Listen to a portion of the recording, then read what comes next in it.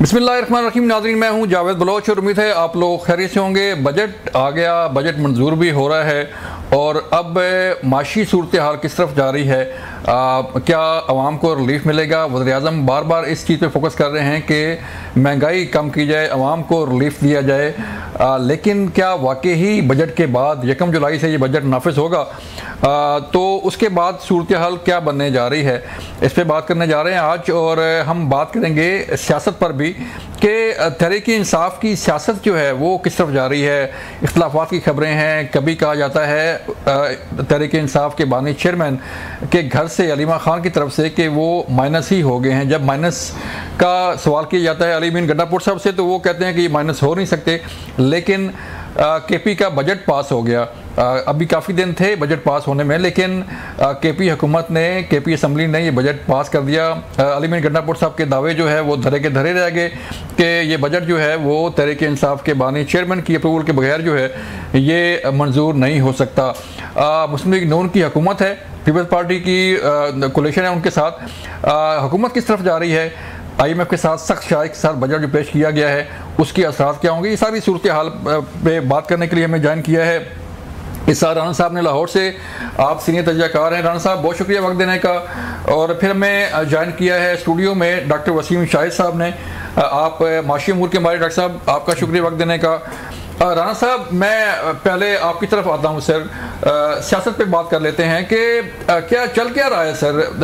पहले तो जो है वो तहरीक-ए-इंसाफ के बानी चेयरमैन की तरफ से कुछ तहरीक चलाने का भी कहा गया था, तहरीक-ए-इंसाफ ने तैयारी भी की, लेकिन फिर इख्तिलाफात और फिर ये सारी चीज़ें चलती रहीं तो मामला खटाई में पड़ गया। अब सूरत हाल क्या चल रही है सर? देखिए, इसमें तो कोई शक नहीं है कि तहरीक-ए-इंसाफ एक बुहरान का शिकार है और ये बुहरान कम होने के बजाय बढ़ता जाए। ठीक है। और कल गंडापुर साहब की जानिब से ये जो पास करवाया गया बजट, उसके बाद तो ये बात वाज़ेह हो गई कि इमरान खान की केपी के हुकूमत पे भी ग्रिप नहीं है। अब गंडापुर उसकी 100 वजाहतें दें, 100 उसकी वो करें। पहले भी वो पता नहीं 12 इजला जो थे तो वो है बारियां ते नाले कंधा टप के वो गायब हो गए। फिर पता नहीं उन्होंने कहानी सुनाई तिलस्म होशरूबा की। हाँ। और फिर उनके जी में ऐसे भाग हुआ, ऐसे हुआ, ऐसे हुआ, और वो हर ऐन मौके के ऊपर जिस तरह गायब हुए उनके ऊपर बहुत अरसे से उंगलियां उठ रही थी। ऐन मौके पे भाग जाते हैं। हाँ, तो अब गंडापुर के लिए एक बहुत बड़ी उनकी अपनी सर्वाइवल का मसला बन गया है। और PTI के जो नजरियाती कारकुन है वो इस वक्त अलीमा खान के साथ करेंगे। ठीक है। क्योंकि वो समझते हैं कि ये सारी क़यादत कंप्रोमाइज है और ये किसी और की गेम खेल रही है। लेकिन इसमें बलू साहब एक बात समझिए, देखिए, अगर वो बजट पास ना करवाते तो विफाक को मुदाखलत का मौका मिलता, हो सकता गवर्नर राज लग जाता, मालियाती इमरजेंसी लग जाती और गेम PTI के हाथ से बाहर निकल जाती। उनकी इस हद तक तो बात ठीक है, लेकिन सवाल ये पैदा होता है कि गंडापुर साहब आप सुप्रीम कोर्ट चले जाते, जाके वहां दरखास्त देते, वहां पे सुप्रीम कोर्ट गए हैं सर, जैसे मसूद अली शाह के कोर्ट में पेश हुए हैं और उन्होंने बात कर ली कि मेरा काम नहीं है।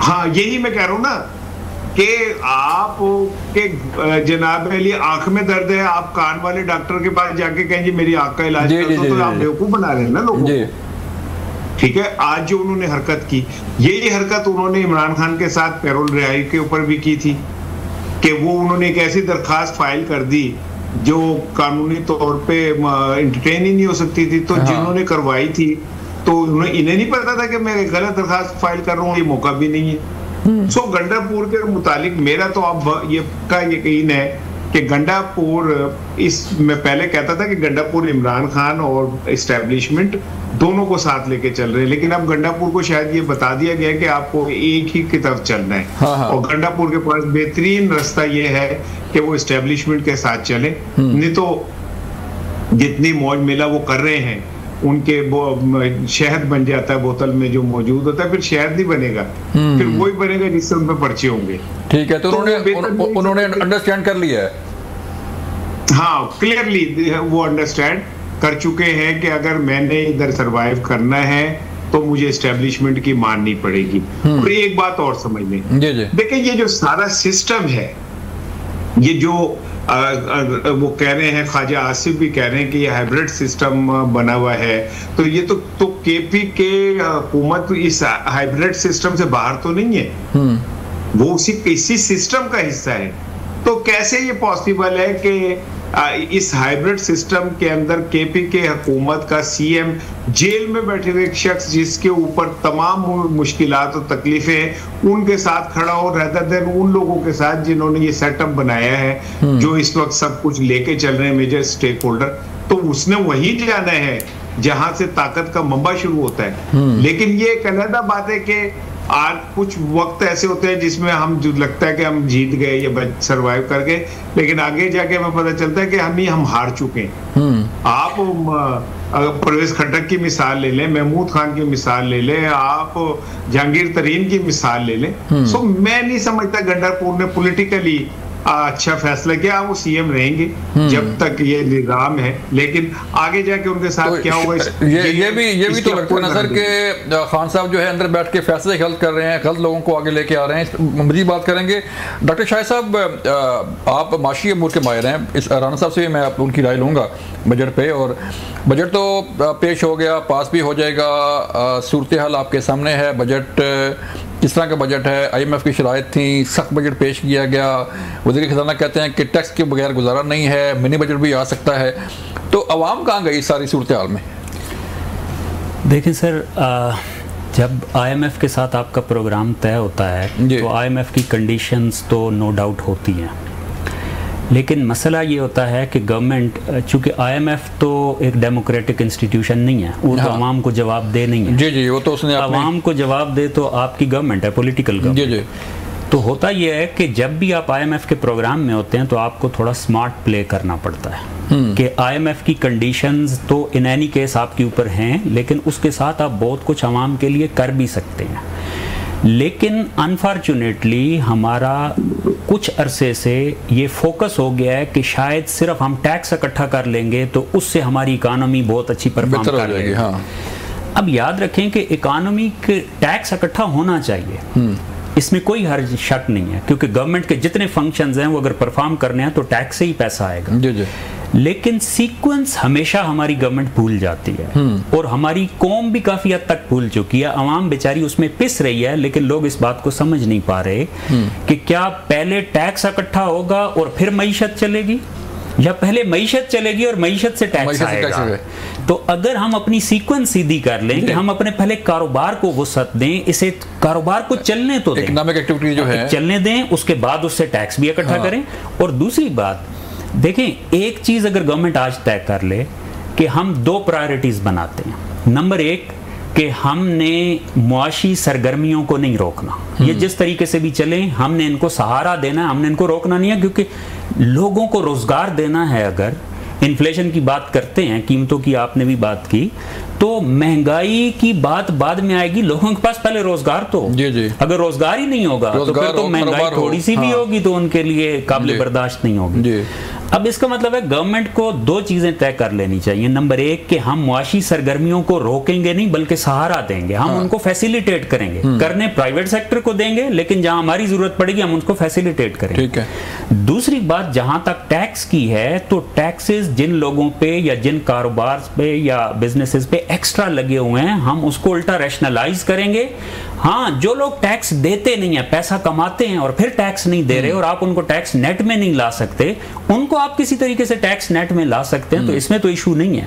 लेकिन जो लोग पहले से टैक्स दे रहे हैं आप उन्हीं के ऊपर टैक्स बढ़ाते जाएंगे और आप कहेंगे जी चूंकि IMF ने कंडीशन इंपोज कर दी। IMF ने ये तो नहीं कहा कि जो लोग आपको टैक्स दे रहे हैं उन्हीं से आप बार बार वसूल करें, जो टैक्स नहीं दे रहे उन्हें छोड़ दें। आपको IMF ने तरीका तो नहीं बताया। IMF ने तो आपको टारगेट्स दिए हैं, टारगेट की बात तो हो सकती है। जी। तो उस टारगेट को कैसे अचीव करना है, ये स्ट्रेटेजी बनाना तो IMF का काम नहीं होता। हमारे यहाँ अनफॉर्चुनेटली ये मसला हो गया है कि जहां हमारा फेलियर सामने आता है हम IMF के ऊपर डाल देते हैं कि IMF हमें ये नहीं करने देता। लेकिन मेरा ख्याल ये नहीं है, IMF आपके साथ ब्रॉडर जो टारगेट्स हैं वो जरूर सेट करता है, लेकिन उन टारगेट्स को अचीव करने की हिकमत अमली जो है वो हुकूमत ने बनानी होती है। और अगर हुकूमत इस बात को तय कर ले, अच्छा बहुत सारी चीजें हो सकती हैं, बहुत सारी ऐसी हो सकती हैं जिनके साथ IMF की कंडीशंस नहीं है। मैं एक मिसाल देता हूं कि हमारी लोगों को अगर आप स्किल्स देना शुरू कर दें और उन स्किल के बदले लोगों के कारोबार, लोगों की प्रोडक्टिविटी बेहतर हो जाए, या आपकी जो ह्यूमन रिसोर्स बाहर जाता है वो वहां उनकी मांग बढ़ जाए, टेक्निकल जो ट्रेनिंग है वो जरूरी है। IMF ने तो कभी नहीं रोका। दोबारा आते हैं, इसी से बात शुरू करेंगे। ब्रेक का कहा जा रहा है, मिलते हैं ब्रेक के बाद। वेलकम बैक नाज़रीन। इसार राना साहब, बजट आ गया है और बजट सियासी जमातें ही पेश करती हैं, हुकूमत पेश करती है, हुकूमत सियासी जमातों की ही होती है। KP का बजट आपने देखा, वफाक का बजट आपने देखा, पंजाब का बजट आपने देखा। बजट तो सर आ गया, लेकिन अब मेरा सवाल वहीं पे है कि जैसे डॉक्टर साहब कह रहे हैं कि IMF का नाम लेके टैक्स कलेक्शन, रेवेन्यू जनरेशन और ये सारी चीज़ें तो होती हैं, लेकिन क्या मईशत जो है वो बेहतर हो रही है? क्या आवाम को रिलीफ मिल रहा है? क्या रोजगार पैदा हो रहा है? क्या माशी सूरत हाल बेहतर हो रही है? देखिए डॉक्टर साहब आपको बेहतर बताएंगे कि 24 करोड़ की आबादी में अगर 30 लाख लोग सिर्फ टैक्स नेट में हो तो मुल्क कैसे चल सकता है? कैसे पॉसिबल है? और वो 30 लाख कौन है? वो आप और मैं हैं। हम भी इसलिए हैं कि हम इस भाग नहीं सकते, सैलरी बैंकों में आती है इसलिए, ठीक है ना जी। अगर हम पे हमारे हाथ में भी इख्तियार हो तो शायद हम भी ना दें। और हम सब टैक्स क्यों नहीं देते? क्योंकि हमें रियासत पे यकीन नहीं है। हम पे ये यकीन ही नहीं है कि हम जो दे रहे हैं ये इसके को बेहतर शक्ल में हमें वापस मिलेगा। हाँ। जब हम ये देखते हैं कि मैं वैसे मिसाल दे रहा हूँ कि मियां नवाज शरीफ साहब का अभी पता चला कि वो लंदन गए तो वो वजीर आजम के तैयारे में, तो मैं सवाल ये नहीं पूछ सकता कि भाई वो किस तरह तैयारे में चले गए। वो तो तैयारा रियासत का था, उसमें पेट्रोल मेरे पैसों का था, वो तैयारा मेरी कीमत का था, तो एक शख्स अपने जाती जाने आने के लिए कैसे इस्तेमाल कर सकता है? तो अखराजात जो है वो कम होने चाहिए। नहीं, दूसरी चीज सुन लीजिए ना कि अब इस बजट में अगर आप 4 करोड़ रुपए सिर्फ वजीर आजम हाउस की घास काटने के लिए रख देंगे तो वो घास काट के गरीबों को दे दें यार, वो घास ही खा लें किसी तरह, ठीक है ना। आप 21 करोड़ के पता नहीं कितने करोड़ रख देंगे वजीर आजम को कि आपने लोगों लेकिन राना साहब तो इस सारी सूरत हाल में ये तो जारी बात है, घास कट गई, गाड़ियां आ गई, ये सारी चीजें हैं, लेकिन जो आपने बात की ना कि लोग एतबार नहीं करते, ट्रस्ट नहीं करते कि हमारा जो टैक्स है वो सही मानों में लग रहा है कहीं पे, उसका हिसाब जो है उन्हें मिल रहा है। और दूसरा ये ट्रस्ट डेफिसिट जो है ये कैसे कम हो सकता है? राना साहब, आप लेमैन हैं, मैं टैक्स देता हूँ, आप देते हैं, आप लोगों में रहते हैं, लोगों की नब्ज जानते हैं, रोजाना खरीदारी करते हैं अपने घर के लिए, बच्चों के लिए, तो जो ट्रस्ट डेफिसिट है सर वो कैसे कम हो सकता है? बोलो साहब, मैं ना लोअर मिडिल क्लास से ताल्लुक रखता हूँ। मेरा बराह रास्त ताल्लुक उन लोगों से है जो रोजमर्रा एक दिन के हिसाब से जीते, उनके पास कल के जीने का आसरा कोई नहीं होता, ठीक है ना। तो आप यकीन करें बलोच साहब, मेरा अगर बस चले ना तो मैं इन तमाम ताकतवरों को ना पकड़ के एक ही दिन कम से कम इन लोगों की जैसी जिंदगी गुजरवा दूं जैसे ये लोग गुजारते, तो इन्हें पता चल गया दुनिया कहाँ खड़ी है।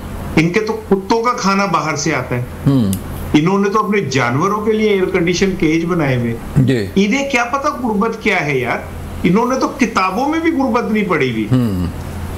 इन लोगों का दूर दूर कोई ताल्लुक नहीं है कि गुर्बत से।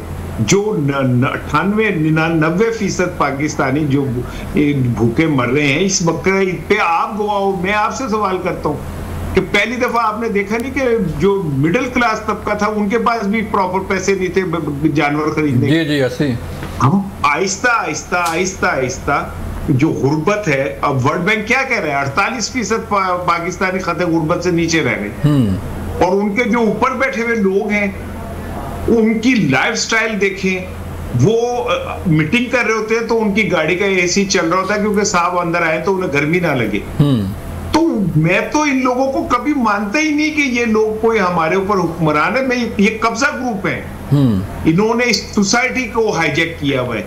इन्होंने इस सोसाइटी को अपने ताकत के जरिए, इट्स एलीट क्लास जो ऊपर बैठ के कभी एक जीत जाता है तो उस पे मुकदमे बन जाते हैं, दूसरा बाहर आ जाता है, दूसरे पे बन जाते हैं, ये भी सवाल है ना सर कि लोगों को टैक्स से जो है वो इतना डर क्यों लगता है? डॉक्टर साहब, हुकूमत कहती है लोग टैक्स नहीं देते, टैक्स नेट में नहीं आते, और दूसरी तरफ ताजर कहते हैं जिनसे हम मिलते हैं, प्रोग्राम में आते हैं, वो कहते हैं जी कि FBR हमें इतना डराता है कि अगर हमने कोई टैक्स रिटर्न भर दी तो फिर फंस जाएंगे। ये कंसेप्ट जो है कि आपने जब टैक्स नेट में आ गए तो इसका मतलब है कि आप फंस के आप झगड़ेंगे फिर। जी बिल्कुल सही है। देखें, हम एक अगर मैं पिछली बार जो आप बात उनसे कर रहे थे, अगर उसमें भी एक चीज़ ऐड कर और फिर मैं इस बात पे आता हूँ। देखें, एक तो हमें मेरे ख्याल में एज अ नेशन और एज अ कॉमन सिटीजन कह लें या एज पब्लिक कह लें, हमें अपना माइंडसेट चेंज करना होगा कि हर फोरम पे सबसे पहले बात टैक्स की होती है। और अभी आपने चूंकि अखराजात की बात की, तो देखें बजट जब भी आता है, बजट की तो दो साइड्स होती है ना, एक अखराजात की है और एक आमदनी की है। तो हमेशा हर फोरम पे जब बात स्टार्ट होती है तो टैक्स से स्टार्ट होती है। अगर हम इस माइंडसेट को चेंज कर लें और कहें कि जो टैक्स है चलें इतना ही ले लें, इम्पॉर्टेंट ये है कि हम अखराजात को अब डिस्कस किया करेंगे। और अखराजात में बड़ी सीधी सी बात है, जैसे उन्होंने भी कहा कि दो तरह से मेरा ट्रस्ट बढ़ेगा। या तो मुझे कोई गवर्नमेंट सहूलत दे रही हो, मैं अगर अपनी एजुकेशन प्राइवेट सेक्टर से खरीदूं, मैं अपनी हेल्थ जो है वो खुद जाके खरीदूं, तो मुझे किसी किस्म की गवर्नमेंट की कोई फैसिलिटी ना नजर आए। तो गवर्नमेंट के स्कूलों में बच्चे ना पढ़ सकें, आपको हॉस्पिटल में चले जाएं तो आपको दवा ना मिल सके, और जिस किस्म की अगर इवन कोई बंदा जो है उसको एज सच सिक्योरिटी भी को बहुत ज़्यादा अच्छी नहीं मिलती यहाँ पे, कारोबारी लोगों को स्पेशली, तो फिर या तो मेरे पे खर्च होता नजर आए या फिर गवर्नमेंट मेरे से टैक्स ले रही है तो कम से कम मेरे से जो गरीब लोग हैं उन पे खर्च होता नजर आए तो भी मुझे खुशी होगी। ये दो चीजें होंगी तो मेरा ट्रस्ट बढ़ेगा, वरना तो मेरा इस सिस्टम पे ट्रस्ट नहीं रहेगा। दूसरी बात आपने की कि ये जो FBR का मसला है, सर देखें, मैं ये नहीं मानता कि पाकिस्तान में लोग टैक्स नहीं देते। लोग टैक्स किसी न किसी तरीके से देते हैं या देना चाहते हैं। असल मसला ये है कि हमने अपना सिस्टम बड़ा कॉम्प्लिकेटेड रखा हुआ है, आसान नहीं है, बहुत आसान नहीं है। एक तो ये है कि कई जगह पे जाके, अब फॉर एग्जांपल एक किसी सूबे के अंदर कोई फर्म है, उसे FBR के साथ अलग से रजिस्टर होना है। अगर वो कोई सर्विस प्रोवाइडर है, उसे सूबे के साथ अलग से रजिस्टर होना है, इधर अलग टैक्स रिटर्न फाइल करना है, उधर अलग से करना है। तो बहुत सारी कॉम्प्लिकेशंस हैं, और उन कॉम्प्लिकेशंस में इसमें कोई शक नहीं है कि बजाय इसके कि जो आपका टैक्स पेयर है आप उसको इज्जत दें, आप उसको सहूलतें दें। यहां पे ये है कि जो बंदा टैक्स देता है वो 365 दिन इस टेंशन में रहता है कि कब FBR का कोई नोटिस आ जाए। अब इससे बड़ी बात मैं आपको क्या कहूं कि मुझे पिछले साल एक नोटिस आया खुद को। अब वो नोटिस ये था कि आपने पिछले साल के मुकाबले में इस साल टैक्स कम दिया है।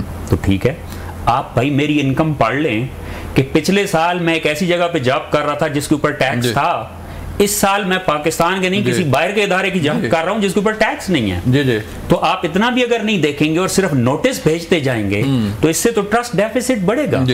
तो FBR को ये, जैसे हमें सबको माइंडसेट चेंज करना है कि अखराजात की बात करनी है, FBR को भी अपना माइंडसेट, बल्कि पॉलिसी लेवल पे गवर्नमेंट को अपना माइंडसेट चेंज करना पड़ेगा कि लोगों को धमका के आप कभी टैक्स नहीं ले सकते। आप एक तरीका सोचेंगे, उसका दूसरा तरीका प्राइवेट सेक्टर सोच लेगा। आप उनको फैसिलिटेट करें और प्रोसीजर्स को सिंप्लीफाई करें। जितना आप आसान कर लेंगे टैक्स ज्यादा इकट्ठा होगा। बिल्कुल ठीक है डॉक्टर शाह साहब, तरीका आसान होना चाहिए और जो ट्रस्ट डेफिसिट है उसे कम होना चाहिए। मुझे यहाँ पे लेनी है ब्रेक, मिलते हैं ब्रेक के बाद। वेलकम बैक नाज़रीन, हम इस सेगमेंट में बात करने जा रहे हैं मुश्किल वस्ता की सूरत हाल पे कि अब सीज़ फायर तो हो गया, लेकिन सवाल ये पैदा किया हो रहा है कि गारंटी इसकी कौन देगा। क्या इजराइल, जिसकी हिस्ट्री है कि उसने जो भी सीज़ फायर किया उसकी वायलेशन की और फिर हालात बिगड़े और की सूरत खराब हुई। वो अमेरिकी प्रेसिडेंट जो है वो ये बार बार कह रहे हैं कि इसराइल जो है वो सीज फायर की खिलाफ वर्जी नहीं करेगा। उन्होंने डांटा भी इसराइल को और तंबीह भी की कि आइंदा जो है वो ऐसा ना करे। इस सूरत पे बात होगी कि अब खित्ते की सूरत हाल जो है वो किस तरफ जा रही है। पाकिस्तान पर जो है उसका असर क्या पड़ सकता है। यूएई है, कतर है, बाकी ममालिक हैं, तो अब इसके बाद सूरत जो है वो क्या होगी, इस पर बात करेंगे। हमारे साथ मौजूद हैं air marshal retired Syed Mohammad Khan साहब, आप साबिक सफ़ीर भी हैं और उनसे बात करेंगे। सर बहुत शुक्रिया वक्त देने का। अब सूरत हाल आपके सामने है सर, और ईरान में जो इजरायली एजेंट थे वो भी गिरफ्तार हुए और अब ईरान जो है अपनी सिक्योरिटी पर तवज्जो दे रहा है कि इंटरनल सिक्योरिटी उसने कैसे बढ़ानी है। जो एटमी तनसीबात थी उनके मतलब भी कहा जा रहा है कि वो मुकम्मल तबाह नहीं हुई, उन्हें शिफ्ट कर दिया गया था। तो सूरत हाल आप क्या समझ देख रहे हैं सर कि ये सीज फायर जो है वो कायम रहेगा? सबसे पहले तो शुक्रिया आपका कि आपने आज के प्रोग्राम में इनवाइट किया। आप जो सवाल पूछ रहे हैं ये मेरे ख्याल इस वक्त दुनिया का हर शख्स अपने आप से पूछ रहा है और इसका एक स्पेसिफिक आंसर देना तो मेरे ख्याल किसी के बस की बात नहीं है, क्योंकि जो प्लेयर्स हैं इसके अंदर उनके ऊपर रिलाई नहीं किया जा सकता। जी जी, ठीक है ना। जो 3 मेजर प्लेयर्स हैं, इजराइल, अमेरिका और ईरान, ये हर कोई जो है ना अपनी जबान से फिर चुका है। हाँ। सिर्फ इस कॉन्फ्लिक्ट के अंदर पहले ईरान और अमेरिका की आपस में डिस्कशन हो रही थी या मीटिंग्स हो रही थी और इजराइल ने अटैक कर दी। फिर जब उस चीज को जरा रोका गया तो फिर ईरान और ये वेस्टर्न पार्ट्स की जो यूरोपियन पार्ट्स हैं, फ्रांस, जर्मनी और इंग्लैंड, इनके साथ मुज़ाकरात हो रहे थे तो अमेरिका ने अटैक कर दिया। ठीक है ना। सो ये कहना कि आगे ये सीज फायर चलेगा इज द कैच 22। लेकिन इस वक्त मैं आपसे आपकी इंट्रोडक्शन से एग्री करते हुए ये जरूर कहूंगा कि इस वक्त सिचुएशन ऐसी है कि सीज फायर सारी पार्टीज को सूट करता है। ठीक है। इजराइल जो है वो इतनी ज्यादा बीटिंग बर्दाश्त नहीं कर सकता था और उसके लिए भी उसको एक रेस्पाइट चाहिए कि वो दोबारा अपने इंफ्रास्ट्रक्चर को बिल्डअप करे, अपने लोगों के अंदर कॉन्फिडेंस दे कि वो दोबारा एक जंग में जा सकते हैं और फिर वो एक हरकत करेगा। ठीक है। इसी तरह ईरान जो है जिस तरह अब पहले इंटरनेशनल डिफेंस ऑब्जर्वर्स और आज से अमेरिकन मीडिया भी कह रहे हैं कि ईरान की न्यूक्लियर एनरिचमेंट फैसिलिटीज को ज्यादा नुकसान नहीं पहुंचा है, तो वो भी कुछ अरसा चाहेंगे कि ताकि वो अपनी फैसिलिटीज को दोबारा रीबिल्ड कर सकें, अपने सेंट्रीफ्यूजेस को दोबारा चला सकें। जो उनका इशू आज से शुरू हो रहा है इंटरनेशनल एटॉमिक एजेंसी के साथ और कर सकते हो। तो आप समझते हैं सर ये जो सैंक्शंस हैं ये खत्म हो जाएंगे ईरान पर? जी, मेरा ख्याल है कि ये लॉजिकल यानी कि आप कहेंगे स्टेप्स होंगे to avoid another conflict in this region. क्योंकि अगर आप ईरान को कोई कंसेशंस नहीं देंगे तो वो क्यों अपने आप को क्या कहते हैं, जारी बात है, वो डायलॉग नहीं करेगा, यानी कि लड़ाई से दूर रखेगा। ठीक है ना। 1 नंबर 2 जो क्या कहते हैं आज तक जो है ना जो वेस्टर्न पार्ट्स हैं वो हमेशा मुसलमानों को डिवाइड करती रही हैं 2 बेसिस के ऊपर, या तो फिरका वारियत के ऊपर या अरबी अजमी डिवाइड के ऊपर। अल्हम्दुलिल्लाह इस कॉन्फ्लिक्ट के अंदर भी सऊदी अरेबिया, यूएई, कतर वगैरह ने बहुत पॉजिटिव रोल अदा किया है और ये जो हमारे दरमियान एक शिया सुन्नी डिवाइड थी मुसलमान उम्मा में, मेरे ख्याल में वो कम हुआ। अब ईरान को भी इस कॉन्फ्लिक्ट के बाद अपने आप को जरा एक डिफरेंट तरीके से रिवैम्प करना चाहिए। जी, क्योंकि देखिए जो चीजें थी जिसकी वजह से गल्फ कंट्रीज जो हैं ईरान से दूर हो गई थी, ये बल्कि उसके ऑपोजिट कैंप में जाके बैठ गई थी। ईरान को चाहिए कि अब जबकि वो देख रही हैं कि उनका सर्वाइवल भी उसी तरह है जिस तरह ईरान ने अपना सर्वाइवल किया है, तो उसको चाहिए कि आप अपने आप को एक दोस्त की हैसियत से उन कैपिटल्स में इंट्रोड्यूस कराए। खित्ते में दोस्त जो है उसकी होना चाहिए।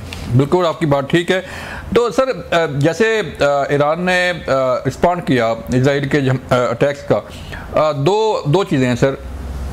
क्या समझते हैं कि इसराइल का जो एक एक हवा था कि वो जहाँ चाहे चढ़ दौड़े, कोई उसे रोकने वाला कौन नहीं, कोई उसे पूछने वाला कौन नहीं। दुनिया कहती रही कि गजा पे जो है बमबारी ख़त्म कर दो, सीज फायर कर दो, लेकिन उसने नहीं किया और फिर वो ईरान पे चढ़ दौड़ा। तो ईरान ने जो जवाब दिया, आप समझते हैं कि ये सरप्राइज था और जो नुकसान पहुंचा इसराइल को वो भी सरप्राइज था कि वो तवक्को नहीं कर रहा था?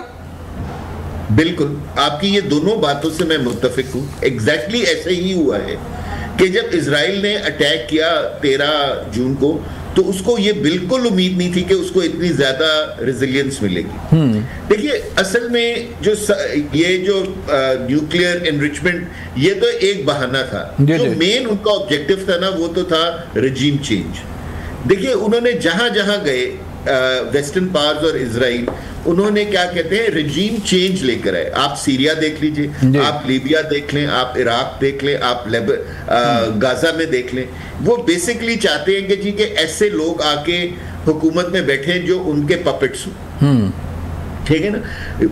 अब जो है ना, सिवाय मिलिट्री लीडरशिप को असैसिनेट करने के, इजराइल ने इस कॉन्फ्लिक्ट में अपना कोई भी हदफ हासिल नहीं किया। सो आप बिल्कुल ठीक कह रहे हैं कि एक इस मिडिल ईस्ट के अंदर एक जो हवा था कि जी के इजराइल जो है, क्या कहते हैं, एक ऐसा बदमाश है जिसके आगे खड़ा नहीं हुआ जा सकता और उसके पास ऐसी वेपनरी है कि जिसके साथ लड़ा नहीं जा सकता, वो दोनों मिथ्स टूट गई।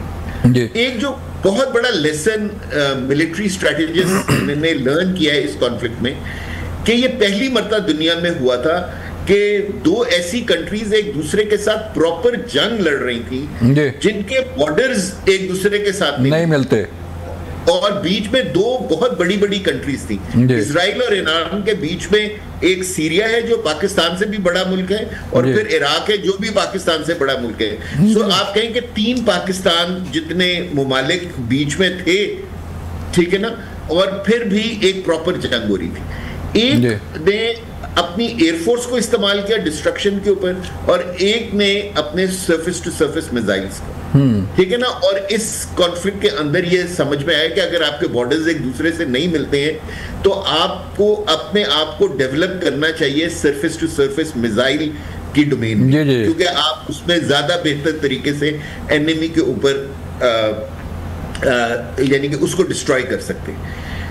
एक और चीज जो बहुत वाज़ेह होके सामने आई कि इजराइल का threshold to take punishment is very little, क्योंकि तीसरे या चौथे दिन में जो जंग है वो वॉर ऑफ एट्रिशन में चेंज हो गई। वॉर ऑफ एट्रिशन ये होती है कि जी के दोनों पार्टी से एक दूसरे को नुकसान पहुंचाने की कोशिश करती हैं, और जिस पार्टी की ज्यादा ताकत होती है नुकसान बर्दाश्त करने की, वो पार्टी जंग जीत जाती है।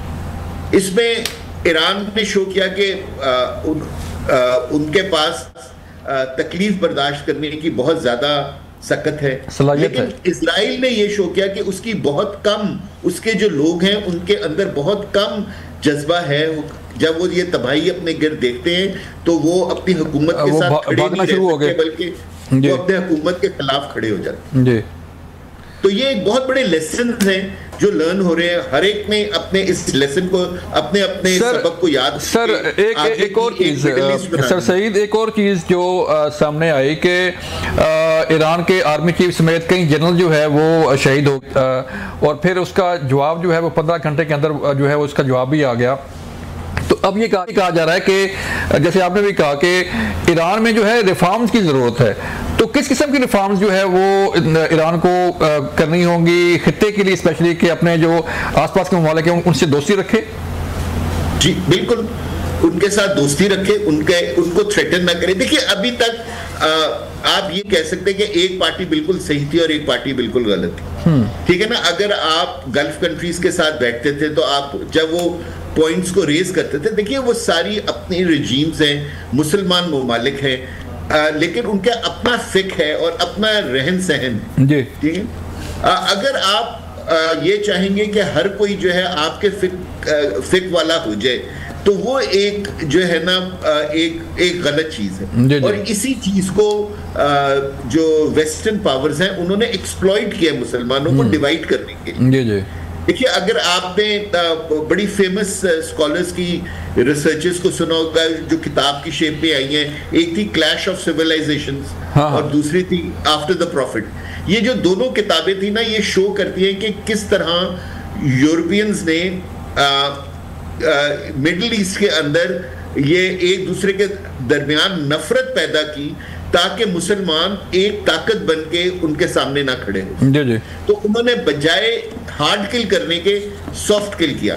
मुसलमान आपस में लड़ते रहे, वीक हो गए और एक तीसरी ताकत आई और उसने उनके ऊपर कब्जा किया। बिल्कुल ठीक है। मशहूर रिटायर्ड सैयद मोहम्मद खान साहब, वक्त खत्म हो गया सर, आपसे दोबारा भी आपका व्यू पॉइंट लेंगे। नाज़रीन, ये था आज का प्रोग्राम, अपना ख्याल रखिएगा, अल्लाह हाफिज़।